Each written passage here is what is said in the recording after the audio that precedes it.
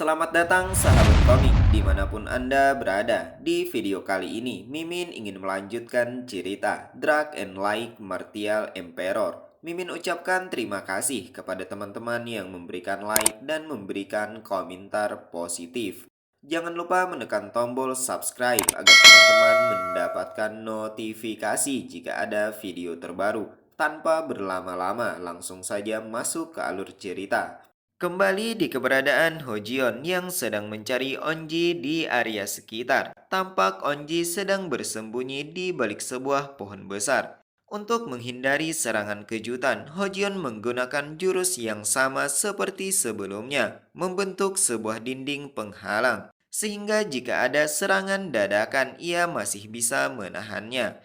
Itu adalah jurus Northern 12 Heavenly Walls. Dan sepertinya jurus itu mengeluarkan suara keras seperti monster meraung. Sebab sekarang Onji bergumam, suara itu lagi, apa ada semacam monster di dalam tubuh Hojion? Kekuatan pertahanannya sangat kuat, mungkin sekuat seni bela diri keluarga utama. Onji masih menempelkan badannya pada pohon sambil sedikit mengintip ke arah Hojion. Di sisi lain, Hojion yang sudah mengetahui keberadaan Onji mulai menggenggam erat kapaknya. Mata Onji melebar ketika melihat Hojion melesat ke arahnya. Ditambah lagi, Hojion mengayunkan kapak miliknya untuk menebas pohon tempatnya berlindung.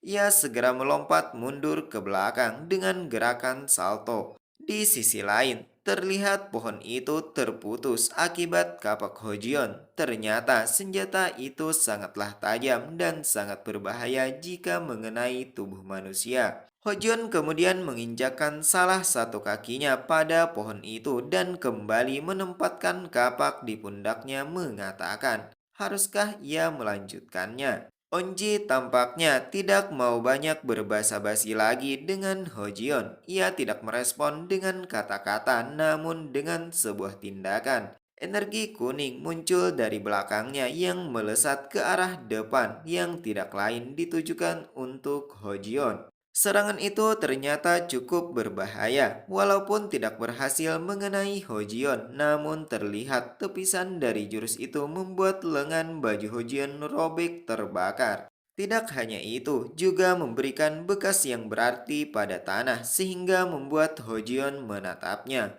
Hojion kemudian mengulurkan tangan ke depan menengadahkan dengan arti kalau meminta Onji untuk maju melawannya. Hojion juga mencibir dengan mengatakan, tidak ada yang perlu dibanggakan adik kecil. Onji memejamkan mata dan menyilangkan tangannya yang dipenuhi kiai kuning sambil menyambung ucapan Hojion dengan mengatakan, karena bukan hanya Hojion saja yang menyembunyikan teknik rahasia.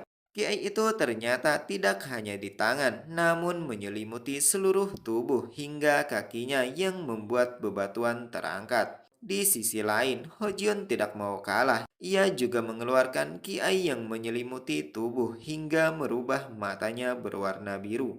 Matahari mulai terbit, pagi telah tiba. Mereka terus bertarung dan saling bertukar serangan. Dari atas pohon, Onji melesat ke arah Hojion. Saat Onji berada di udara, Hojion mencoba menebasnya. Namun tidak berhasil, kapak Hojion hanya menebas bayangan saja karena Onji menggunakan kecepatan yang sangat tinggi hingga membuat sebuah bayangan di belakangnya.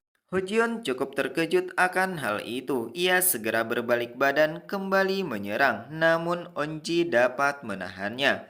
Kemudian ia balik menyerang dengan memukul dan kini sesuatu yang berwarna pink seperti tali muncul darinya. Sekali lagi, ia menyerang dengan kecepatan tinggi. Hal itu membuat Hojion tampak kewalahan hingga mengeratkan gigi. Di saat berikutnya, Onji berhasil mengendalikan energi berwarna pink miliknya yang mulai mengikat lengan Hojion. Di sisi lain, Hojion yang merasakan mulai tertegun tanpa menyadari kalau Onji sudah berada di sampingnya yang kemudian ia melepaskan serangan di beberapa titik tubuh Hojion hingga seakan menembusnya. Hojion yang merasakan serangan itu masih tertegun melihat tubuhnya hingga kemudian ia memuntahkan sedikit cairan merah. Ia mengingat kejadian masa lalu bergumam. Ini adalah seni bela diri yang menghancurkan papan nama klan dan menahan pedang dari Squad Blue Operation dengan seluruh tubuhnya.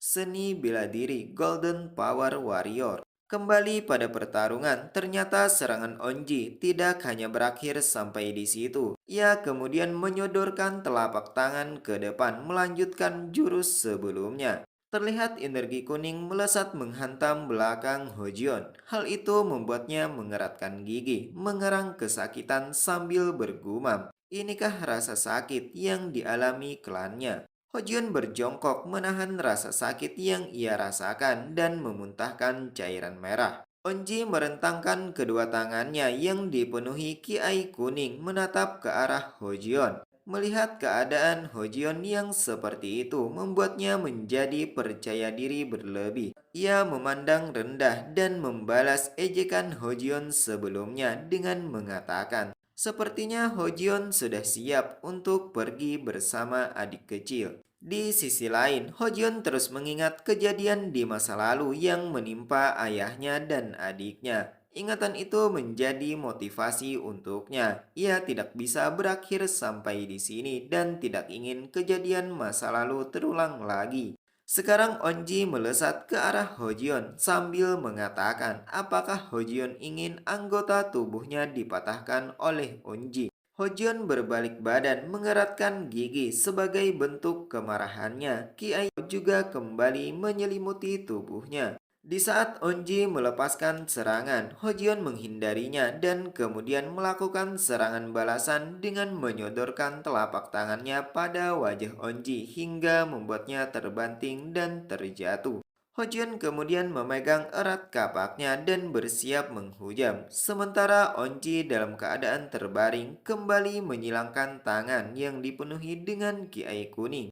Hal itu membuat kapak Hojion tidak bisa mendarat mengenai tubuhnya. Senyuman mengejek muncul di wajah Onji sambil mengatakan, "Tidak mungkin, ini adalah jurus rahasia. Tidak mungkin serangan kapak yang bodoh itu akan bekerja." Mendengar itu membuat Hojion semakin marah. Ia dengan segera mengayunkan kembali kapak itu dengan kuat dan menghantamkannya pada Onji. Merasa serangan Hojion yang tidak main-main membuat ekspresi Onji seketika berubah. Ia khawatir serangan Hojion bisa menghancurkan dinding yang telah ia buat. Kemarahan Hojion tidak terkendalikan lagi. Ia menyerang membabi buta menghujam Onji bertubi-tubi tiada henti. Meskipun serangan itu tidak berhasil menembus dinding pertahanan yang dibuat Onji, namun memberikan efek yang sangat berarti membuatnya kewalahan dan seakan meminta ampun meminta Hojion untuk menghentikannya. Namun Hojion yang sudah dikendalikan amarah tidak mempedulikannya. Ia terus menghujam Onji hingga membuatnya sangat panik dan sekali lagi berteriak meminta Hojion agar berhenti. Sepertinya Hojion benar-benar sangat marah. Ia seakan tidak bisa memaafkan Onji yang merupakan rekan dari orang yang menghabisi keluarganya di masa lalu. Hojion menimpali mengatakan kalau Onji dan rekannya juga tidak menghentikan. Sekarang Hojion seperti tidak berperasaan mengayunkan tombaknya dan menghujamkannya. Tiba-tiba dari belakang terdengar suara yang meminta Hojion untuk menghentikan serangannya. Ia tidak lain adalah Dioksang. Bukannya mendengarkan peringatan dari Dioksang, Hojion sekali lagi mengayunkan dan menghujamkannya. Padahal Dioksang sudah dua kali memperingatkannya. Pagi telah tiba, terlihat langit begitu cerah, cahayanya menembus daun-daun pepohonan. Tampak Onji sudah tidak sadarkan diri dan di sampingnya ada kapak Hojion yang menancap ke tanah. Dioksang menanyakan apakah Onji sudah binasa. Hojion mulai mencabut kapaknya dan dengan sengaja mendekatkannya di depan mata Onji. Sepertinya Hojion masih kesal dan merasa belum puas untuk menghajarnya. Ia kemudian menjawab pertanyaan Dioksang mengatakan, "Entahlah." Dioksang hanya terdiam melihat keadaan Onji. Di benaknya berpikir, setidaknya 5 atau 6 rusuknya hancur. Kemudian ia sedikit menoleh ke arah Hojion meneruskan gumamnya. Sungguh mengerikan. Meskipun itu adalah hal yang bisa dimengerti karena mereka adalah orang-orang yang mencoba menghancurkan klan Hojion. Tapi Gumam Deoksang terhenti karena rekannya memanggil menanyakan, haruskah mereka memanggil pengemis yang lainnya datang ke sini? Ia menyampaikan pada Deoksang kalau rekannya yang bernama Xiong Huan menanyakan kapan mereka akan makan. Respon Deoksang di luar dugaan. Ia menimpali kalau pertanyaan itu berisik dan mengganggunya. Kalian tidak akan binasa membeku jika tidak makan. Deoksang kemudian menepuk-nepukkan tangannya yang dikepal. Ia memaki Hojion mengatakan kalau sudah memberitahu Hojion bahwa mereka adalah bukti. Buktikan kalau mereka menggunakan pedang pembunuh dan buktikan bahwa mereka mencoba melahap klan Yeon. Apakah Hojion berencana membunuh dan menghancurkan semua buktinya? Hojion menjawab singkat mengucapkan kata maaf. Sepertinya saat sedang di perjalanan, Hojion dan Deoksang terus melakukan perbincangan. Mereka sekarang berkumpul di tempat penjahat yang melakukan pengintaian. Sekarang Hojion menanyakan pendapat Deoksang tentang bukti yang sudah dibicarakan. Bukankah Deoksang sudah menangkap seluruh anggota organisasi klan Miyong? Deoksang menimpali, ini belum cukup. Bisa dikatakan bahwa pengangkatan pedang pembunuh mereka itu masih asumsi. Bahkan jika Hojion dan Deoksang menginterogasi mereka, itu akan berakhir jika klan Miyong menangkap Hojion tanpa sepengetahuan. Deoksang dan Hojion membutuhkan waktu untuk mencari tahu seberapa jauh yang sudah dicapai klan Miyong. Deoksang pikir ada organisasi seperti ini juga yang bersembunyi di Jiangsu. Hojion menanyakan, menurut Deoksang, seberapa lama waktu yang dibutuhkan untuk melakukan investigasinya. Deoksang menjawab, 1 bulan. Setidaknya akan memakan waktu selama itu, walaupun dengan bantuan Pak Tua, pemimpin Begar Union. Mendengar itu membuat Hojion berpikir, itu akan terlambat. Apakah tidak ada cara yang lebih cepat dan bisa diandalkan? Hojion menghentikan gumamnya menanyakan mana yang lebih sulit untuk dikalahkan antara klan Miyong dari Guju dan klan Moyong. Mana yang lebih sulit dihadapi, harimau atau singa? Deoksang sejenak berpikir, kemudian mengatakan yang lebih sulit adalah klan Moyong. Hojion pun menanyakan alasannya. Deoksang menjawab singkat, sejarah dan opini publik. Hojion yang mendengarnya sependapat akan hal itu, kemudian meneruskan gumamnya. Sejarah klan Miyong hanya sekitar 100 tahun. Fondasinya sangat lemah sehingga tidak bisa dibandingkan dengan klan Moyong. Opini publiknya juga tidak terlalu bagus karena peluasan kekuasaan yang berlebihan. Selain itu, Hojion bahkan belum menghubungi Moyongwu untuk melawan Blood Relation nanti. Keberadaan adik Moyonggun itu sangat diperlukan. Untuk berurusan dengan klan Miyong dan klan Moyong, Hojion memerlukan tangan burung. Hojion menghentikan gumamnya dan mengatakan pada Deoksang kalau sejak zaman kono, musuh dari musuhnya adalah rekan. Ucapan itu membuat Deoksang bingung dan penuh tanya. Hojun meneruskan menanyakan, bagaimana kalau mereka mampir dan mencoba berteman dengan singa? Berpindah tempat di keberadaan klan Moyong, seseorang memanggil dan mengatakan kalau surat dari Begar Union tiba. Hal itu membuat Moyonggun terkejut dan bingung. Kemudian ia meminta surat itu sambil meneruskan gumamnya. Sesuai dugaan kalau Beggars Union membantu klan Yeon. Di saat berikutnya, Moyonggun membuka surat itu, namun di saat membacanya, tiba-tiba matanya melebar, mengeluarkan kiai hingga ke seluruh tubuh dan memancar mengisi ruangan itu. Sepertinya isi surat itu memancing kemarahan Moyonggun hingga membuat sudut meja dan lantai yang berada di dekatnya retak.